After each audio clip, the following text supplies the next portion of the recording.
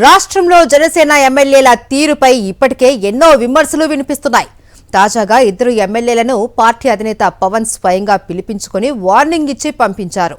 అధినేత వార్నింగ్ ఇచ్చే పరిస్థితి వచ్చింది అంటే వారిపై వచ్చిన ఆరోపణలు ఏ స్థాయిలో ఉన్నాయో అర్థం చేసుకోవచ్చు.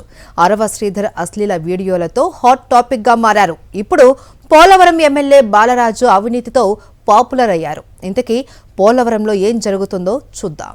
ఉమ్మడి పశ్చిమ గోదావరి జిల్లాలో నిర్మాణమవుతున్న పోలవరం ప్రాజెక్టు కేంద్రంగా ఉన్న అసెంబ్లీ నియోజకవర్గం ఇటీవల బాగా వార్తల్లోకి వస్తోంది.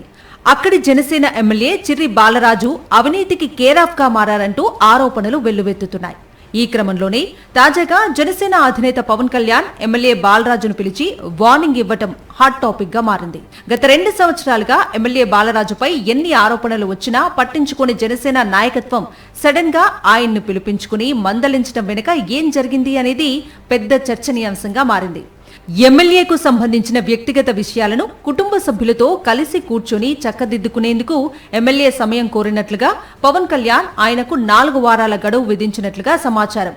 వ్యక్తిగత విషయాలు పార్టీకి చెడ్డ పేరు తీసుకురాకుండా వాటిని వెంటనే సరిచేసుకోవాలని, ఇప్పటికే రైల్వే కోడూరు ఎమ్మెల్యే అరవ శ్రీధర్ వ్యవహారంలో పార్టీ పరువు బజారున పడినట్లు, మరొకసారి ఎమ్మెల్యేల వ్యక్తిగత విషయాలు బయటకు రాకుండా జాగ్రత్త పడాలని సూచించినట్లుగా కూడా తెలుస్తోంది. ఎమ్మెల్యే బాలరాజు అవినీతి అక్రమాల గురించి, ఇతర వ్యవహారాల గురించి నేరుగా పవన్ కళ్యాణ్ కు ఫిర్యాదులు వెళ్లటంతో ఆయన్ను పిలిచి వార్నింగ్ ఇచ్చినట్లుగా తెలుస్తోంది. తొలి నుంచి కూడా ఎమ్మెల్యే తీరు ఎంతో వివాదాస్పదంగా ఉందనే ప్రచారం కూడా జరిగింది. పెద్ద ఎత్తున అవినీతికి పాల్పడుతూ తరచూ వివాదాల్లో నిలుస్తారని ఆయనపై ఆరోపణలు ఉన్నాయి.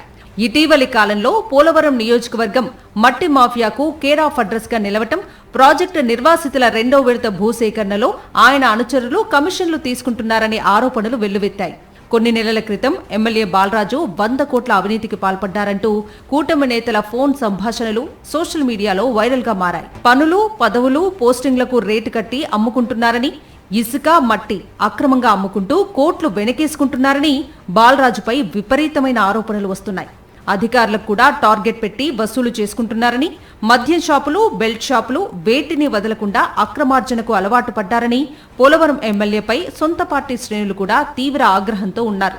ఈ నేపథ్యంలోనే ఆయన్ను పవన్ పిలిచి వార్నింగ్ ఇచ్చారని తెలుస్తోంది. ఇలా క్లాస్ పీకి చేతులు దులిపేసుకుంటారా, లేక ఇటువంటి ఎమ్మెల్యేపై ఏదైనా చర్యలు తీసుకుంటారా అనే చర్చ జరుగుతోంది.